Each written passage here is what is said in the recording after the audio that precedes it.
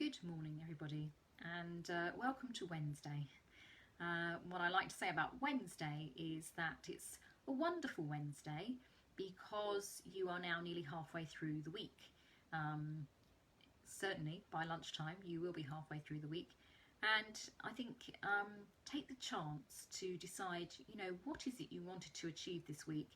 Have you started to achieve it? If not, maybe Wednesday afternoon is the time to start thinking, what are you going to do on Thursday and Friday to achieve something? You achieve all the time, but maybe there's one little thing that you'd just like to get done.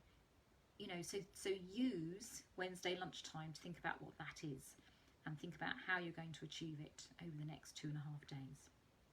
Right, okay, so this week we are talking about the things that wind you up, the things that trigger you and set you off on a rant, or make you hit the roof, whatever happens for you, and that our awareness when it comes to these times when we do hit the roof is almost like our dogs. In fact, it is just like our dogs.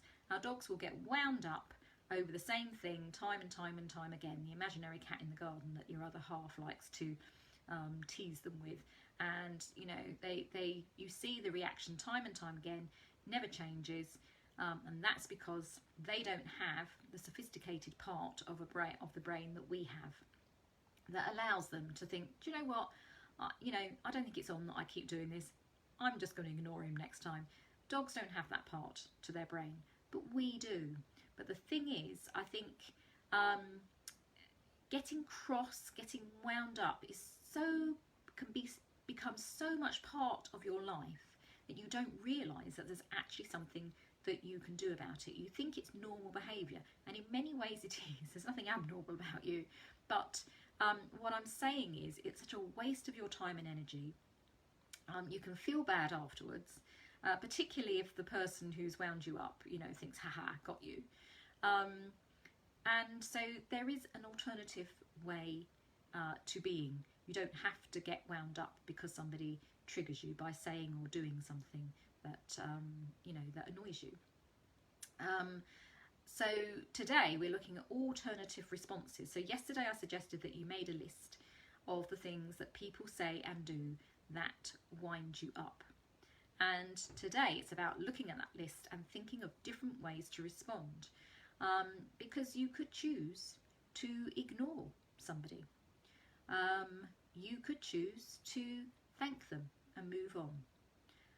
You could choose to think to yourself, I'm not a dog.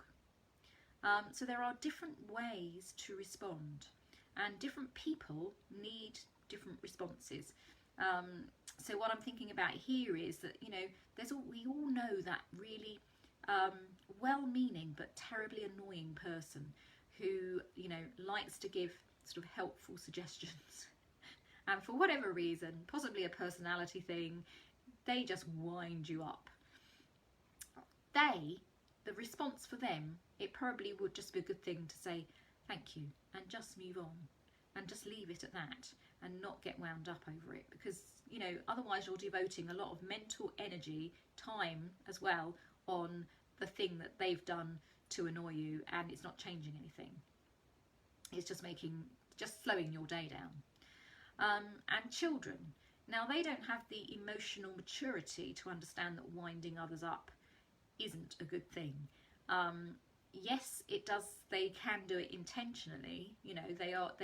Children know how to push our buttons, don't they?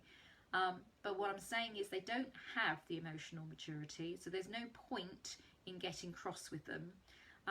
The best thing with them is probably just to ignore them, and to lavish your response, your happy responses, on the things that they do that are good, rather than those annoying things that they do. And it could be that you could think to yourself, as soon as somebody winds you up, you could just think to yourself, I'm not a dog. Picture that dog going round and round and round and barking its head off at the imaginary cat, and just think to yourself, no, I'm not a dog. And use that one, I think, is particularly good for when your other half tries to wind you up. I mean, I don't know. I'm sure some of you have got other halves that that like that, see it as a bit of sport, stand there looking a little bit amused when you do hit the roof. Well, you know, who knows why men like to do that. I have a certain amount of sympathy with them. I think women, we're changing, aren't we? We tend to live more in our own masculine, and so that leaves men feeling as though they have somehow got less significance in our lives. And so I think they like to sort of wind us up and see what kind of response, any response, gives them significance. A bit like the children, really. So ignoring them and thinking to yourself, I'm not a dog, could be very helpful there. So tomorrow what we're going to do is to look, if you work out the sort of the different responses you could have to the different people who like to wind you up, whether it's intentional or not. And then tomorrow we'll look at a very quick way of catching yourself in the act, because that's the thing, isn't it? It's that you tend to, when something happens, it's actually catching the moment, because you can go from 0 to 100 miles an hour in a split second when somebody does or says something that winds you up, that triggers you. So tomorrow we're going to look at a really, really good way of catching yourself in the act so that you can stop yourself before it happens. All right, so I hope you found this helpful today.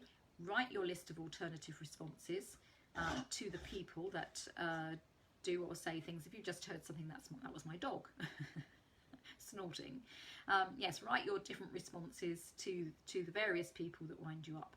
And tomorrow we'll look at a quick way to catch yourself in the act before you go off bang. Right, okay.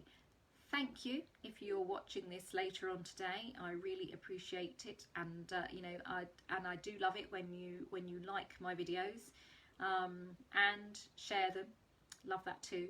Have a wonderful Wednesday, everybody, and I will see you in my Facebook Live tomorrow. See you.